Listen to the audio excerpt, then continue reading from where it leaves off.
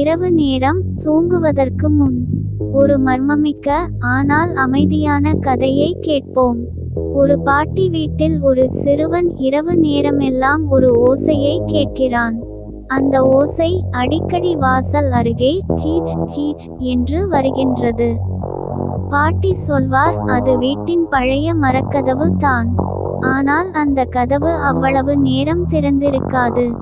ஒரு நாள் சிறுவன் ஒளிந்து பார்த்தான்.